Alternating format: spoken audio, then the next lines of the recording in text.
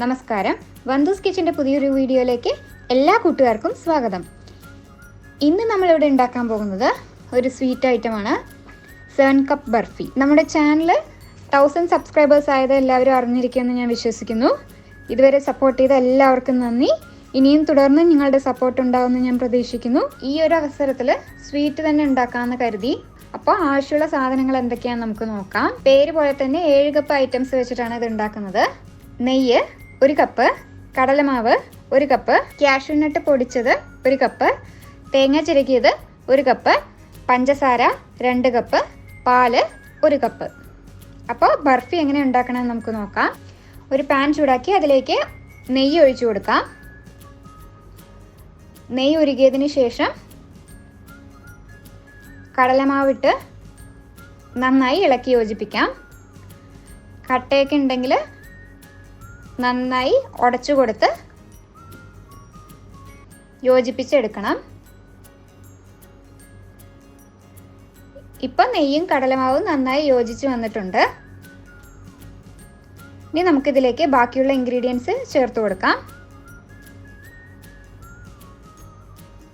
Cashew nut പൊടിച്ചത്,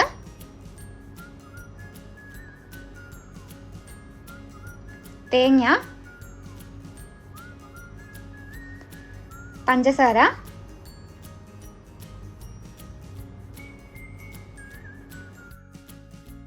പാലും ചേർത്ത് നന്നായി ഇളക്കി യോജിപ്പിക്കാം.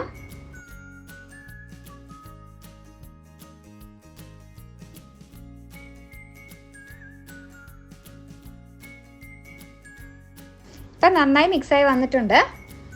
ഇനി ഇത് മീഡിയം ഫ്ലെയിമിലിട്ട് കുറുക്കി ബർഫിയുടെ പാകത്തിനാക്കിയെടുക്കണം. ഇപ്പൊ കുറച്ച് കുറുകി വന്നിട്ടുണ്ട്.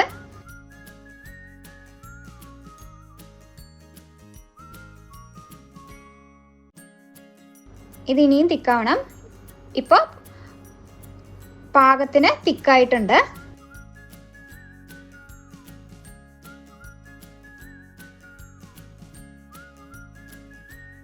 നമുക്കിനി ഇത് സെറ്റ് ചെയ്യാൻ വെക്കാം.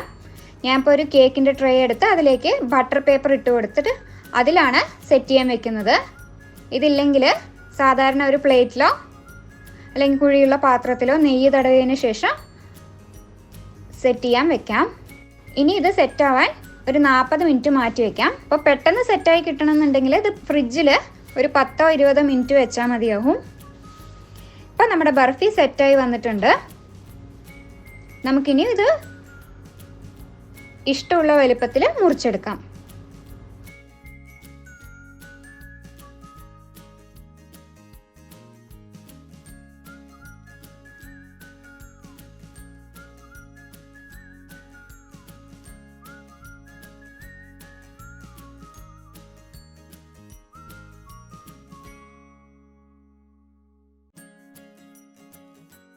അപ്പോൾ 7 കപ്പ് ബർഫി ഇവിടെ റെഡിയാണ്.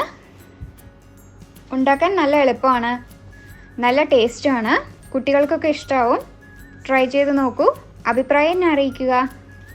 വീഡിയോ ഇഷ്ടമായാൽ ലൈക്ക് ചെയ്യുക, ഷെയർ ചെയ്യുക. ചാനൽ ഇതുവരെ സബ്സ്ക്രൈബ് ചെയ്യാത്തവരാണെങ്കിൽ സബ്സ്ക്രൈബ് ചെയ്ത് സപ്പോർട്ട് ചെയ്യുക.